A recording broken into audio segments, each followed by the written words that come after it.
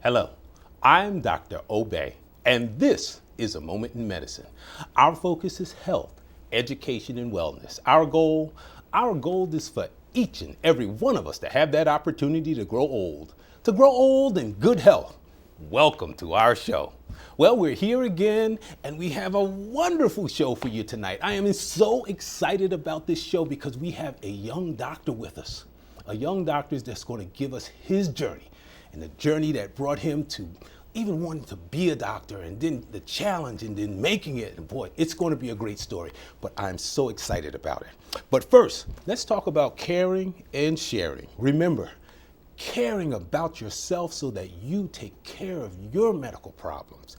And in taking care of those medical problems, then sharing that knowledge with others so they get interested in going to the doctor and taking care of themselves. I think we have to do it as a community because we always are pulling somebody to the doctor's office or advising them to go to the doctor's office. Keep on doing that, guys. It's working. Bring that person on to the doctor so they can do better too. All right. Remember our website, obeyyourdoctor.com.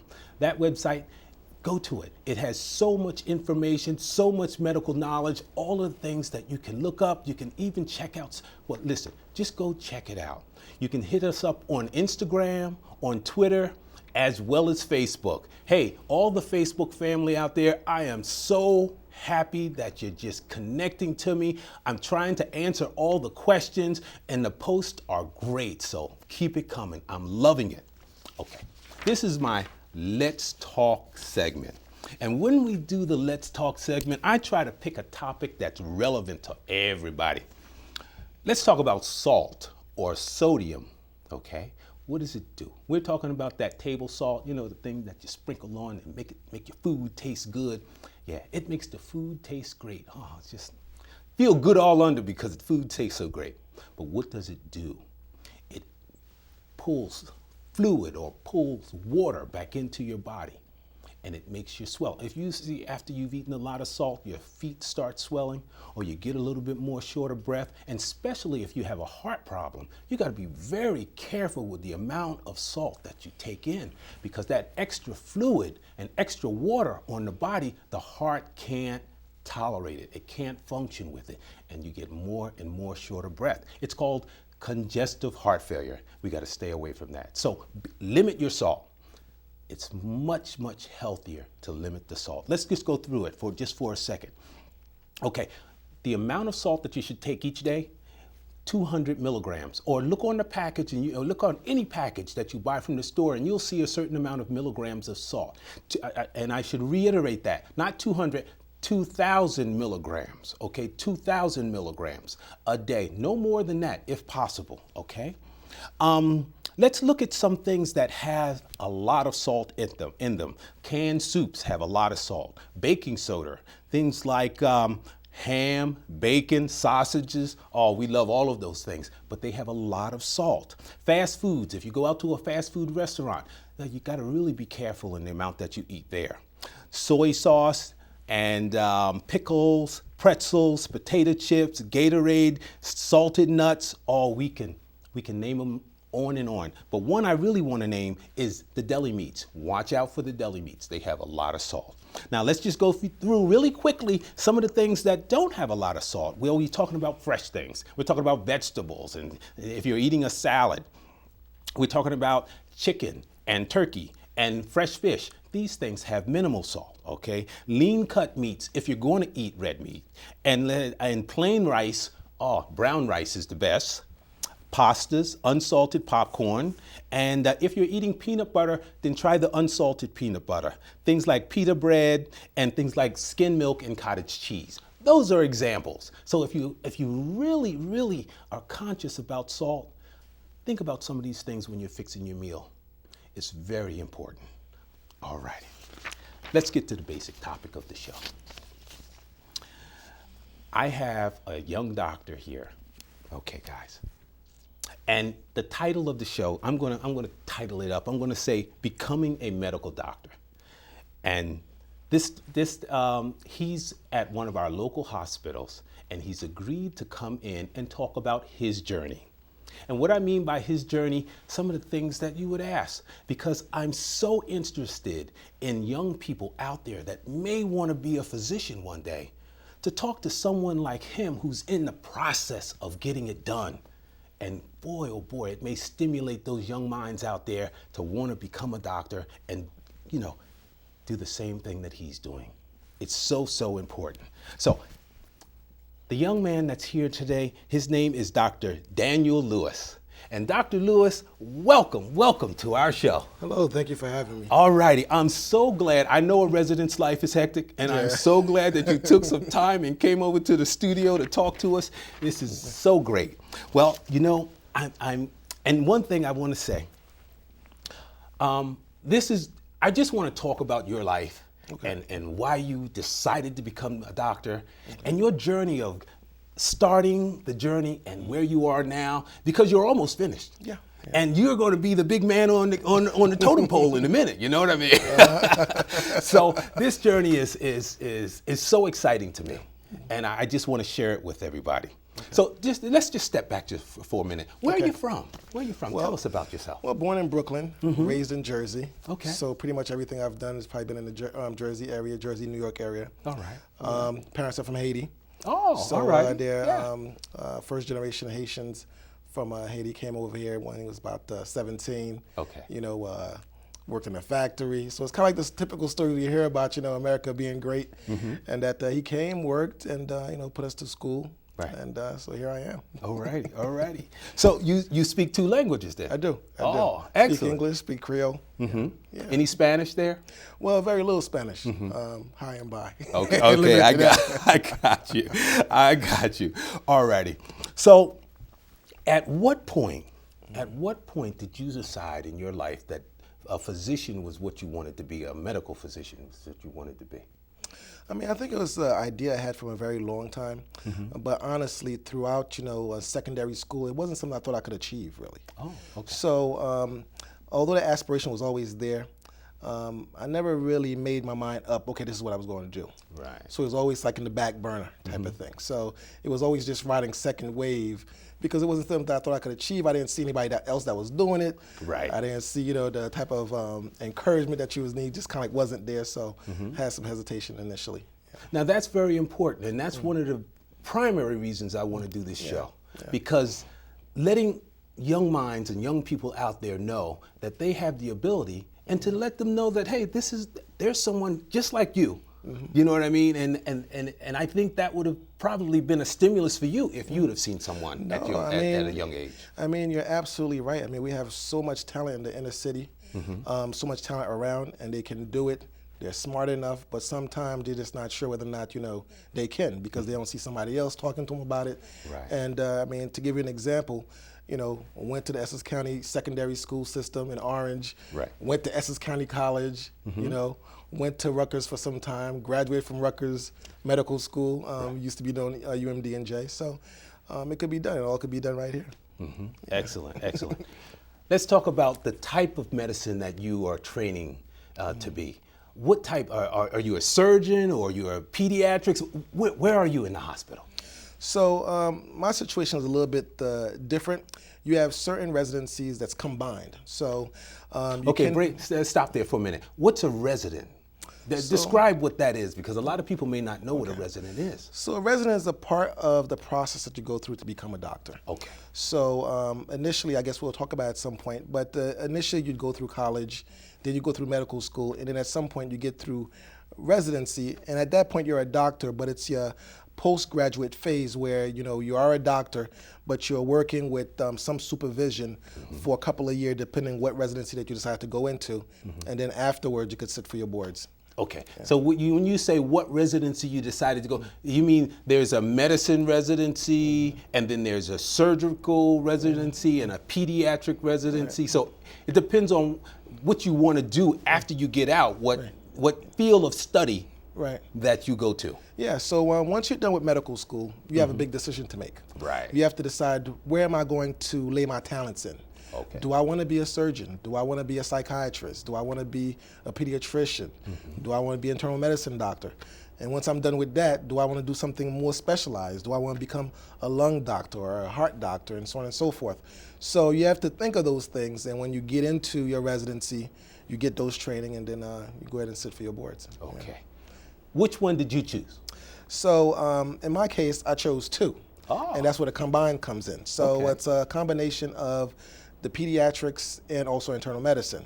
So in that case, what you're doing is you're essentially 2 in 1. So you're a pediatrician and also an internal medicine doctor. So you treat adults as well as the children. Yes. So you almost like a family doctor, Right. like the good old country family Exactly. doctor. I'll Right. treat you. Just come on in. I got you covered. Right. All right. I love that. I love that. Yeah. So and you decided that why? You really like kids, or you wanted to treat the whole family as a whole? What was the premise on this? I mean, I think the real premise with that is, just reaching out to people for the most part. And I think the bigger impact you can have is your patient population. Okay. So the bigger that population is, the better off your message could come across. So pediatrics and internal medicine is probably the 2 biggest fields in medicine. Right. So that's why I decided to do it that way. Okay. Let's go back and let's just tell me about the steps to get there. Okay. All right. So you told me that you got it. Obviously, you have to do college. Right. But in college, are there certain courses that you have to take to be able to apply for medical school? No, we certainly do. So there's a certain list of courses that you have to take called prerequisites. Okay. So, and those involve certain classes that you must take so you could qualify to even, qualify for medical school. Right. And, in those courses, you're also going to need to take an initial exam that you need to take to get into medical school called the MCAT. Oh boy. And that MCAT exam, involve all those prerequisites that you need to take to get into it. Right. So some of those prerequisites include, biology, a year of general biology with lab, a year of chemistry with lab, a year of physics with lab, in a lot of cases a year of organic chemistry with lab. So, and the list goes on, genetics and some other biochemistry. And You did not mention one easy course. You know that, right? It gets pretty rough. Well, they have you hopping. Yeah, I mean, this yeah. is no joke. They No. really want you to be prepared when you get there. Yeah, yeah. No, it's a process, and one of the things that makes it doable is the fact that the passion that which you come into it with. Right. So if you have that passion there, it all becomes a learning experience and something that you look forward to. So. I remember, and it's been many years. I'm trying to break the cobwebs to remember back that far, but we used to call it pledging the white jacket. Okay. And what it meant is that everything you do is going to seem like, oh, this is just so crazy. So why do they have to make it so difficult? Right. But it's pledging the white jacket. But the thing of it is it's that passion is what you talked about. Yeah. And medicine is not something you can do for someone else. Right. Right. If it has to be the passion within you that want to do it. It's just that intricate. And it's interesting that you said that, because that's kind of one of the things that I say to a lot of young folks that's looking into the profession, is that before you even think about that, a good onus is to get a good grasp of yourself. A lot of time a lot of kids come, and the common question they hear, what do you want to be when you grow up? Right. And a lot of them don't hear, who are you? Right. Who are you as a person?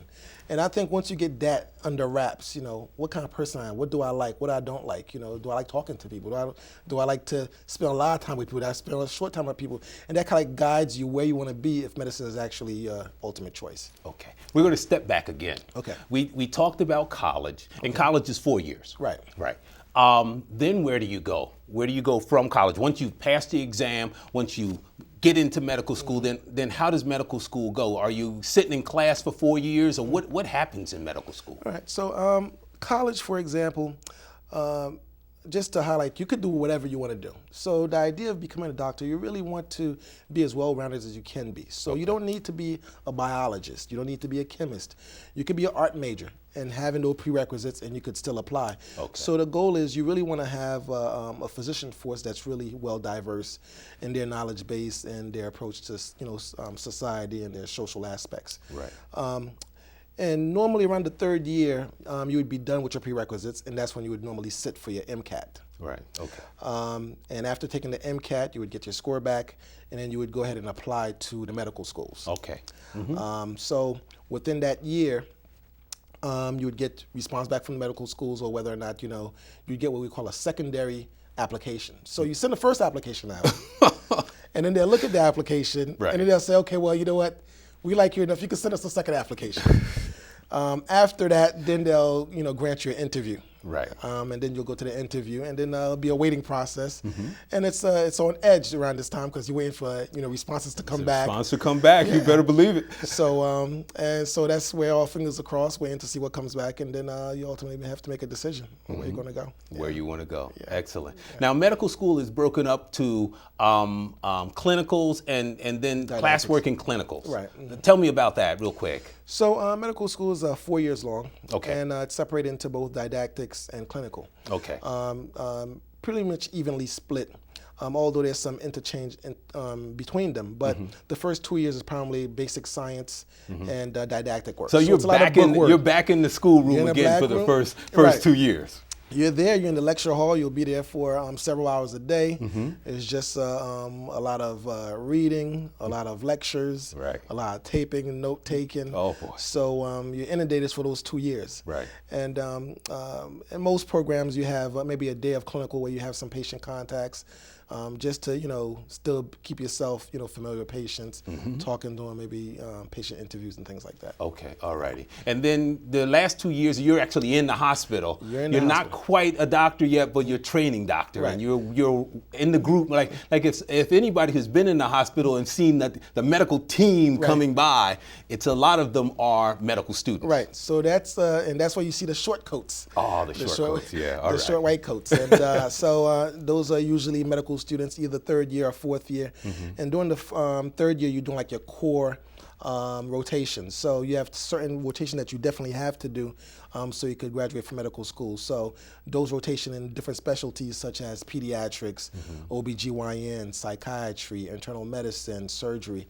Right. So they want to make sure you have a broad base of exposure to the different specialties. Okay. And then fourth year is a little bit more of the same with some emphasis on electives and things that you may be interested in doing. Okay. And at that point, is that when you choose your specialty or what you want to, now that you kind of sampled everything right. in your third and right. fourth year, right. then you choose what you want to do as a resident. And that's right. what you're talking about, a resident. Right, exactly. So around between that third, fourth year, you're making a decision and finalizing it. And around that time, you begin to send your applications out to residency programs. Right, so it's right. another step process. But within that, you should imagine as before you got in, you had to take an MCAT to get into it. So now, when you get to the second year, you have to take, we have USMLE steps. Right. And there's 3 steps that we need to take. USMLE step 1, 2, and 3. Steps 1 and 2 is taken while you're in medical school. All right. So when you get to the second year. These are tests that you have to take. These are tests. Similar to, like if you could think of it, maybe like a SAT for like high school. But right. this is like on a medical level. Right. So during the second year, you take a test, which is called a USMLE Step 1. And that you need to pass that so you could go into your clinical phase. Oh, all right. So once you pass that and enter the clinical phase, before you graduate from the school, you need to pass Step 2. Right. Between that, that's when you apply for the residency. And depending on what residency you go into, you get into that residency. And normally around the first or second year within that residency, you need to take and pass Step 3. Step 3. Right. Okay, so there's a lot of testing. Yes. Boy, all righty, I got you. Now, why did you choose the specialties that you chose? I mean, I understand that your passion, right. and it's just obvious, just speaking to you, that you have, you're well grounded. You have that knowledge, that understanding of self and all of that, and that's what I'm trying to put it this way. That's what you reflect. I mean, you just reflect it, and that's a great thing. But why the specialty did you choose? Was surgery? Was it that? Oh, put it this way. Maybe I should put it this. Why didn't you choose the other specialties? I know why I didn't choose them, right. but let me hear. Surgery I had some interest in surgery. Okay. But at the end of it, what we really need is the primary care. Okay. You know, it I is the understand. information that and that's what's really going to change the trajectory of our healthcare system and our health overall, is getting those basic things in and having folks really getting the information that they need. I mean, Right. now especially now, we're in an information age. Right. And it's almost like it's upon us to be more vigilant and making sure that, you know, the folks around us get the information that they need. Because if not, they're going to get probably wrong information. Right. And that will cause more trouble. Okay. All right. Then. I know that there were several specialties that I knew right away I wasn't going into. And number one was surgery. Because I just could not stand the OR. It just was not me. So I know that for day one. What's a normal day for you? Tell me a normal day. Well, I mean, I don't know if there's such a thing. All the days are different, and you know, there's some level of repetition, maybe from week to week, but no one day is really the same, and no 1 month is really the same, because you always throw in from one area to the other, and especially as a pediatrician, internal medicine resident, it's like you're going from the pediatric side to the internal medicine side, you know, by quarters. And within those quarters, you know, you're in one area and then you switch. So, you know, if you're on the pediatric side, you could be, 1 month you could be on the floor, the next month you're in the PICU, and the next month you're in the pediatric ED, you know. And the same thing on the internal medicine side, you know. 1 month you might be in the ICU, next month you might be MOD, and next month, you know, you might be in the outpatient clinic. Okay, so everything is different, but for the most part, your day typically will start maybe around, you know, 6 o'clock and probably end around, you know, 5, 6 also. Okay, all righty. So during that day, a little bit longer. Right. So during that day, you may go in the morning and you may make rounds. Right. All right, and what is making rounds? Making rounds means, what does that mean? So we have, as a resident, you know, that kind of like means 2 different things to us. Okay. And as a senior resident, normally you make your own rounds with the team, with interns and students, just to figure out what's going on with the patients until the attending come around, and then you do the round with the attending. Okay. So you just want to make sure that everything is taken care of, what's going on with the patients, knowing what issues that you need to have, what issues need to be addressed. Okay. Yeah. So if any tests need to be ordered, you would make sure they're ordered, or any results coming back, you would make sure you've seen those. Any x-rays, you'd make sure you've gone over them. So when the attending comes, then you guys actually have to present to him? Right. Oh, all righty. So you have to present the case. Right. Excellent. We have to present the case and let them know what's going on with the patient, let them know what our plan is, what we want to do.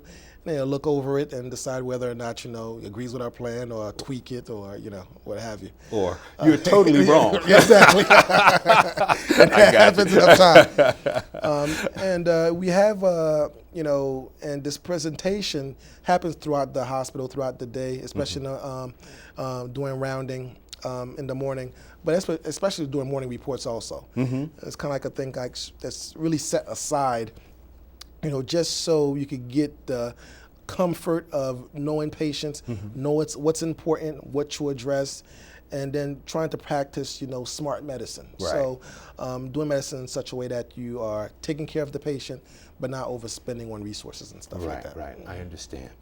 In assessing a patient, all righty, how do you assess a patient? I mean, patients know that you come and they talk to the doctor, but what are you thinking when you're talking to a patient to get the information such that you can treat them? It's really a communication thing, and that's where it really comes in. I mean, from the minute you come and interact with a patient, you're already thinking about what's going on. Obviously, the patient is there because something is wrong. Right. So you kind of like want to hone in on those things. Okay. And depending on what the concern is, that kind of like gears you what direction you're going, what questions you're going to ask, what things you need to look into, whether it's something about diet, whether it's something that's social, whether it's something that's related with their genetics and past history. Right. So all these things need to be taken into account. Yeah. Okay. How do you remember it all? You know what I mean? You got diseases, you have symptoms, you have medications, how do you remember all this stuff? You know, actually, I think everybody have like their own way of doing it. For me, I think I tie it to something very specific. So in other words, if we're talking about the heart, there's certain things that's all linked to the heart. So I just automatically think about those things and I have it checked off in my mind. And the things that are important, you know, immediately just stand out. So if you are presenting, you talk about those things. Wow. Yeah. Wow. It's just something else. We're coming close to the end of the show, and I want to cover this. Okay. You know, one of the reasons that I asked you to come on the show was because I just think that you're an extraordinary person. I just think that the wisdom, knowledge, and understanding that you portray, it's just there, as far as I'm concerned. And I'm just so proud of you. Just number one, I want to say that. Thanks. Number two is that I just want to tell everybody that you produce an article, you write an article for a local paper to educate the community. I do. Tell me about this. No, so it's something that started a couple of months ago. And it's just been a great opportunity, especially because it goes along the lines of what I really want to do. And I think, as I mentioned before, you know, it's all about information.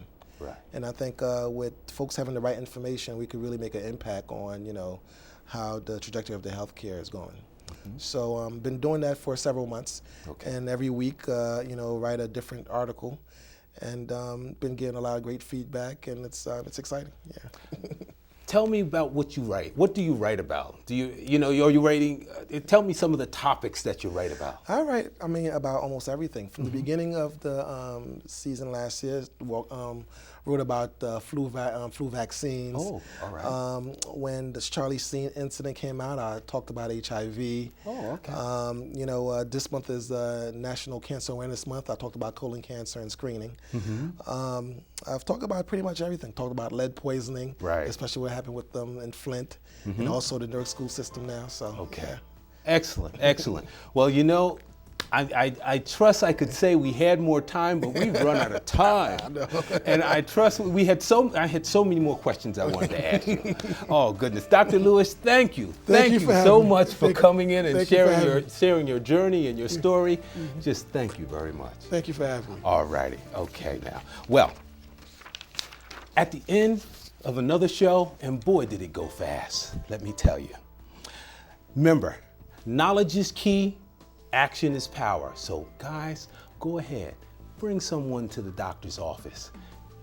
It's so important that we take care of each other.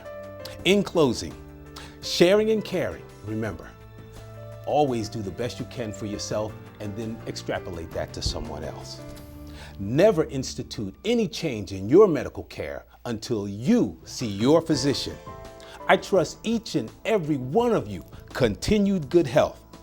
I'm Dr. Omar Bey, and this is A Moment in Medicine. Until next time, peace to you all. All right.